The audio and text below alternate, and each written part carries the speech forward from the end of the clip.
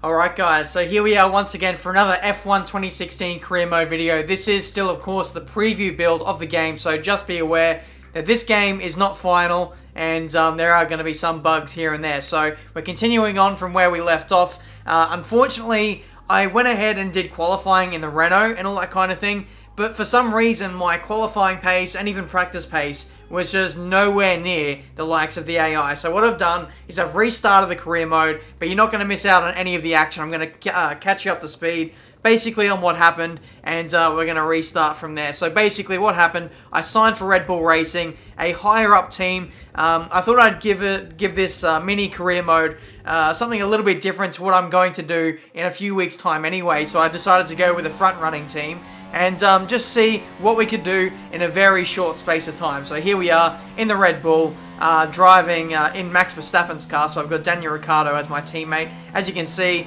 this is the Friday practice program, of course, the track acclimatization test. And as you can see here, I don't know if you can tell, but this is, I feel a lot better already compared to my previous outing in the Renault. I definitely feel like I could place the Red Bull exactly where I wanted it to, and you can see all the purple circles that are coming up from the track acclimatization test. So basically the point of this is to get as many purple sectors as you can, and that's going to maximize the amount of points that you can get out of Friday practice and upgrade towards your car. Really tried to open DRS there a little bit too early, lost the back end. We come up to the line and we only just meet the target score, which was 470, I believe. So we just get through with a purple score, and that was 50 out of 50 resource points used for that in Friday practice. Now this is the tire wear test, I believe, and as you can see, I've got optimal tire wear so far on the first lap. You slow it down, you can see it actually hinders tire wear as you go over curbs, if you go off the racing line or into the marbles and all that kind of thing. So it's very accurate, and if your lap times drop, you miss an apex or something like that, then the green bar, or the marker will drop into the green, and if it's a really bad lap, it'll drop into the red.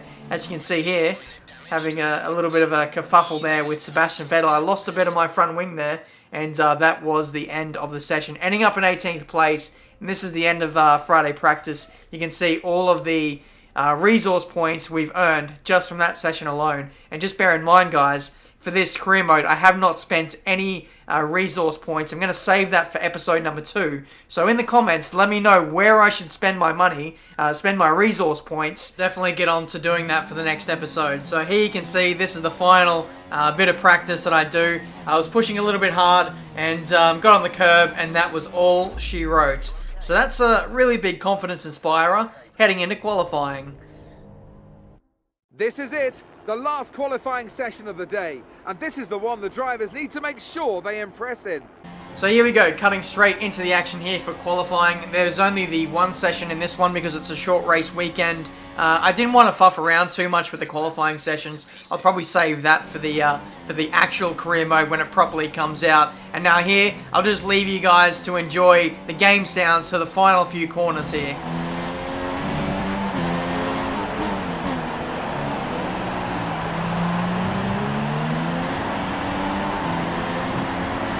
I'm not too sure if you can tell or not, but even though this is a qualifying lap, I'm pushing quite hard.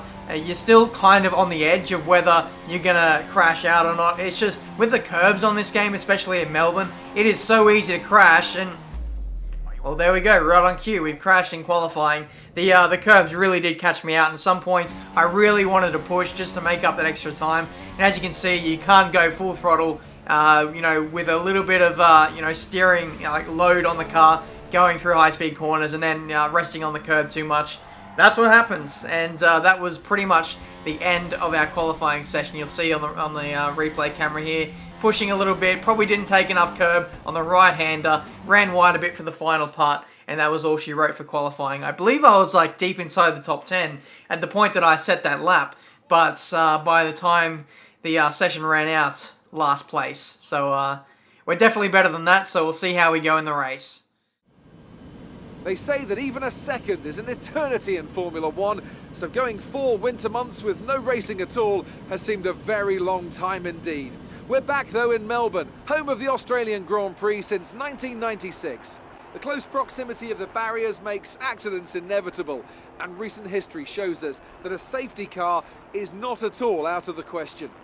I'm joined today in the commentary box, as I will be throughout this season, by a great racing driver, former F1 competitor, man who was world champion once upon a time as well, and an all-round top chap. It's the one and only Anthony Davidson. And tell me, here we are, first Grand Prix of the season, the first time racing these cars. So what are the big questions that need to be answered here, in your view? First of all, Crofty, and thanks for the glowing introduction. I just want to say it's a real privilege to be here, and I can't wait to see what this competitive field has in store for us this season. Now, to answer your question, obviously there's the question of performance in race trim, but really this is going to be all about reliability. Okay, I know it's your home Grand Prix, but treat it like any other race. Don't take unnecessary risks. So before the off, let's remind ourselves of yesterday's qualifying session with a look at the starting grid.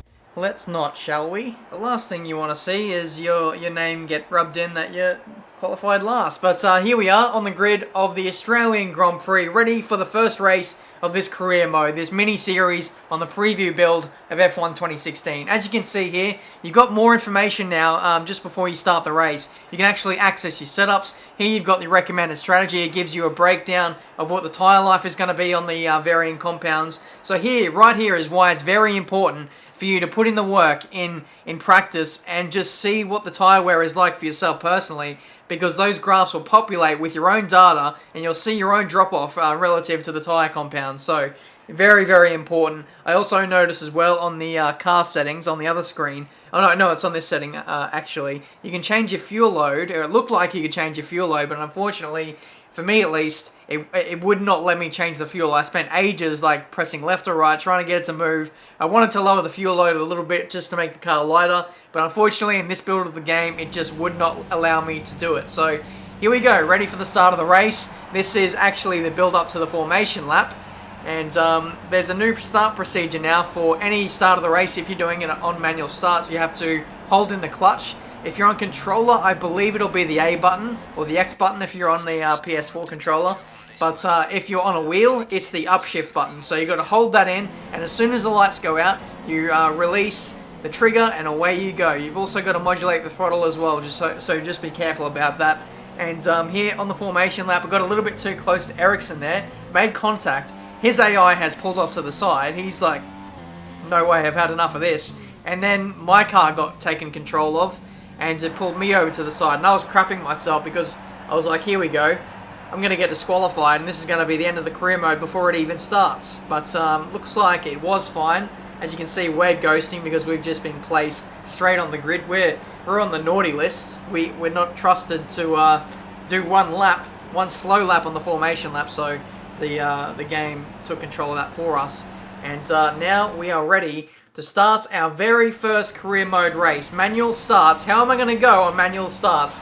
Away we go for the Australian Grand Prix for career mode, and it looks like it's been a pretty good start. Initially we jump Ericsson, but as we go through 4th and then 5th gear, Ericsson finds some kind of pull in the top end. We go up the inside of a few of the back markers. Very audacious move, but we get it done into 18th place. Next up is Rio Harrianto, and how he is in front of all the other back markers just escapes me. So we'll get him out of the way as quickly as you like into turn 3. That's 17th place. Next up is Nazar. Rio has a bit of fight there. We make wheel-to-wheel contact. I'm forced onto the AstroTurf and the curbing there, but we squeeze through into 17th place once more. Are we going to go up the inside of Nazar? Yes, we are. Thank you very much. Leaves the door open. Clean as you like. 16th place. And next up is Roman Grosjean. So far, it's been a very nice start. Picked up a few positions here and there. I've definitely noticed some changes in the AI so far on this first lap. It looks like they've been pretty tame as it stands at the moment. If I haven't mentioned already, the difficulty setting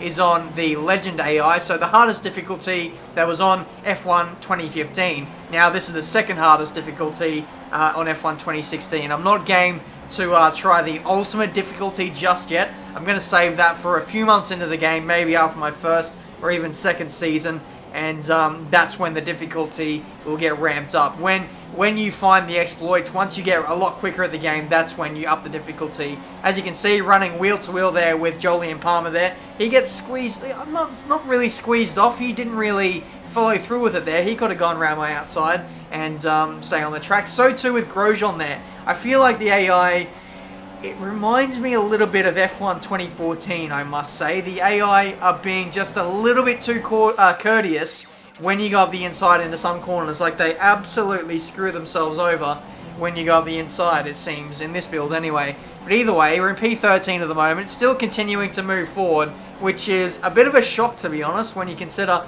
where we qualified, the kind of pace that I showed in practice, albeit I didn't put in the best of laps in practice or in qualifying. So I guess now we're seeing our true potential come through in the race, and we're moving forward very nicely. Next up is Nico Hulkenberg up the inside once again, and I must say he left the door way too open there. We'll slow it down here. We're up the inside, and I don't know. We turn in for the inside. I was only showing my nose just to have a look, and Nico just left the door completely wide open there. I've got to say this. I'm going to say it now before it annoys me so much. But the AI need to be... They need to have a little bit more mongrel in them. They need... We need to form up at a reduced pace. Keep a close eye on that delta time. Make sure to keep it positive. We're considering switching to an alternate strategy. Do you want to change or stick to plan A? Okay, there's a lot happening in a short space of time. Basically, the safety car came out because Lewis Hamilton retired in the middle sector there after the fast left-right chicane. Like I was saying, the AI need to be more racy. They need to stick it around the outside a lot more and just fight for the position. At the moment, the AI, I'm not happy with them. They need to be better. They need to race better, especially when you go up the inside. Now, either way, there was a very interesting snippet you guys heard before. The engineer asked us if we wanted to switch strategies on the fly. Now, there was a button I could press to automatically switch it to a two-stop. We were doing a one-stop, switching it to a two-stop, but I couldn't find the button. I was pressing buttons left, right, and center, and I don't think I did it because we got put on the medium tires once again. We rejoined on the track, and it's 13th place, right behind our old mate Rio Haryanto. We're still in the safety car conditions, so the AI are going definitely not at full tilt. So they're probably going at 60-70%, probably a little bit less than that into some corners. As you can see, the AI are really backing off here, and you'll see over the next couple laps, Rio Haryanto pulls into the pits. You'll see over the next few laps that the AI just really cruise around. Like, they have no urgency really to catch up to the back of the queue and catch up with the safety car. That's definitely what I noticed. A few cars pulling into the pits for their recommended stops. So yeah, it's very interesting. This is my first experience with the safety car in F1 2016 since March. And you can see so far, the AI just don't care. They just go on pretty chill. They don't really have any urgency, like I said, to get on with it and catch up with the back of the queue. I'm trying to tell Carlos Sainz here, come on, buddy, get on with it. You're costing me the race here because you're not moving forward. The safety car is approaching the third sector now, and the safety car is just about to come in now. And I think just as the safety car was really slowing down, that's when we finally caught up eventually. So I'm really glad that that happened. But for a while there, I thought we weren't going to catch up at all. But in the end, it's worked out. We've been saving fuel under safety car and basically pushing Carlos Sainz here through the third sector as we're all getting ready to restart this race now. We should go green flag any second now. So you've got to be wary of the green flag and just go. Speaking of go, it's green flag conditions once again, and we can overtake as soon as the green flag goes. So now we're trying to set up a move on Carlos Sainz. I'm going to do the best I can to catch and pass him, but I am on the medium compound tyres, so it's going to be very difficult. This next stint of the race might be a little bit of a park the bus kind of stint until we ultimately put on a new set of tyres. We came in quite a few laps early because the safety car really forced our hand. We were going to do a one-stop. We were forced onto the medium tyres early, so it's really compromised our race strategy here. I could probably push it to the end maybe and risk a tyre puncture or something like that, or the tyres adversely falling off the cliff, but I thought it would probably be a better idea to chuck on a set of maybe soft tyres or super soft tyres to run to the end and really go aggressive and overtake the cars that we do end up losing positions to. It's not going to be all too bad because a lot of the other cars in the field are going to be doing two stops as well. At least that's how I see it so far in this race. At the moment, Ricciardo, who ended up a little bit down the order, he didn't start well, and now he's kind of all over us. And now it looks like there's a yellow flag out, so I'm not too sure why. So it looks like Rosberg right in front of us is slowing, who was leading the race, I must say. He was leading the race for pretty much the entirety after Lewis Hamilton retired, and now he's come into the pits. He must have like tangled with a back marker or something like that, and he's making an extra stop in this race. Vettel going up my inside. He's just come into the pits, and he's got fresh medium tyres, which he is going to run to the end, obviously. So Vettel is definitely going to be one to watch for the overall lead of this Grand Prix once the two Williams, who are 1 and 2 at the moment, I must say, once they make their stops, the Williams are going to be possibly battling with Vettel for the victory of this race. And I believe one of the Williams was actually coming into the pits there, Felipe Massa. We come in for our final stop now, lap 22. A set of super soft tyres to run to the end, just a 7-lap stint here, and we're going to push as much as we can. We've got these tyres on to overtake cars and just absolutely take the life out of these tyres and just see where it takes us at the end of the race. Rejoining on the track, you can see there's a big train of cars. Kvyat very, very close to wiping us out there. He went over the white line there, and we rejoin in P9, and we're right in the thick of things here with Nico Rosberg. He's on the medium tyre compound, and that is a little bit of a mistake, I must say. Nico only came in a few laps earlier than what I did. Surely he could have got away with the yellow wall tyre to run to the end, but the medium, I feel like the medium is a dud tyre compound. We'll get back to that later. Rosberg gets a shit exit as he's held up by Grosjean and Kvyat, who are squabbling so much up the inside of Rosberg. We take him and move up into P9. So Rosberg, it's going to be a battle with him back through the field to try and finish inside the top 5. Kvyat, very poor run through there, and we're taking the most of this at the moment because these guys are on worn tyres and medium tyres at that as well. So it's going to be us basically being the cat amongst the pigeons here, trying to overtake as many of these guys as we can. There's a few more cars further up the road, and I want to get to those guys as there's only 5 laps left now as we cross the line and overtake Romain Grosjean to move into P7. So a few cars up the road, we're going to blast through this field as much as we can. Grosjean runs wide and causes a yellow flag. Virtual safety car deployed. Slow down and maintain a positive delta. Virtual safety car is deployed. Drop your speed, our delta is too low and we risk a penalty. Slow your pace immediately. So virtual safety car is out thanks to Grosjean, who basically went straight on at turn 1. Like I said, guys, this game is really good. I credit it so much, I love it so much. But the AI need improving, they need polishing. I'm not too sure if it's down to this build of the game. When I played it in March, the AI were much better than this for some reason. But either way, virtual safety car, we're maintaining the gap to the car ahead. But somehow we're catching Alonso, and the only reason that I can see, the only reason I can think of why is because Alonso must be going much slower than his delta. My delta, you can see it's under a second, but Alonso's must be over like 5 seconds in the green. So I'm not too sure why Alonso is going so slow, because we've made up so much time on him ever since the virtual safety car came out. Like I said, it's probably an issue with the build of this game. Under safety car conditions, the AI are going very slow in both the virtual safety car and the safety car conditions. So I'm sure it'll be fixed for the full release of the game next month. But either way, we rejoin in the action. There is 4 laps remaining, and we have to overtake Fernando Alonso in the McLaren Honda. I must say, he qualified inside the top 5. No idea how he did that, but he is absolutely OP in this game so far. We're trying to set up a move and seeing where his car is weak. We know he's not good in a straight line, so that opens up an opportunity on the DRS straight, but we take it up the inside, into the middle sector, and into P6. Next up is Carlos Sainz, who I think we've been chasing for the majority of this race. I spent a lot of time behind him in the middle stint when I was on the medium tyres after the safety car came out, and now we finally caught up to him. He's on the mediums, we're on the super softs, so now it's a role reversal here, and we're going to overtake him here. Nice voice up the inside on the straight and into the top 5 on the final lap of the Australian Grand Prix, starting from last place.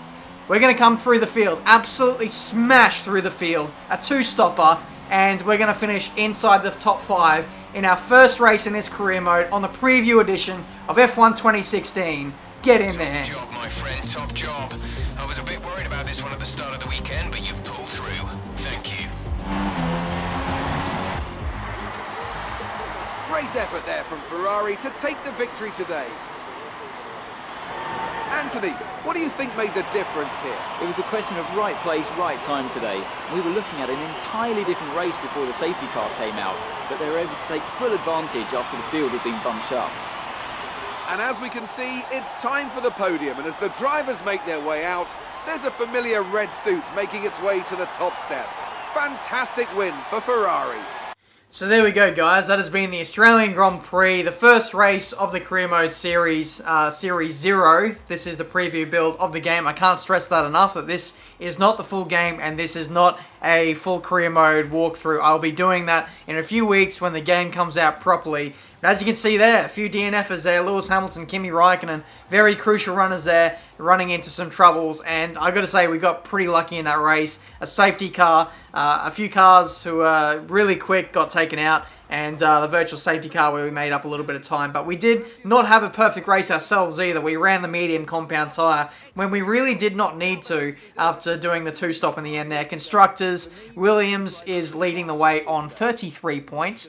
Red Bull is in 4th. Daniel Ricciardo only got 1 single point there, so 11 points for us, and not too bad to start off our championship campaign. It's definitely not a Mercedes domination so far. They're 7th in the Constructors, so very interesting to see how that first race has played out. And as you can see here, the allocation of resource points, these are based on how well you do in the race, in qualifying, but you get the big points from doing all the practice regimes on Friday. So that's where you get most of your resource points to upgrade the R&D development of your car. So this is the rivalry update. We gain a few points back on Daniel Ricciardo after doing fairly well in the race. Our driver standing within the team, that's going to improve as well since we beat Daniel Ricciardo in the race. And we're also in front of him in the driver's standings as well. So that should help us. Career score, that's a brief look at that. It's pretty self-explanatory really. And there we go.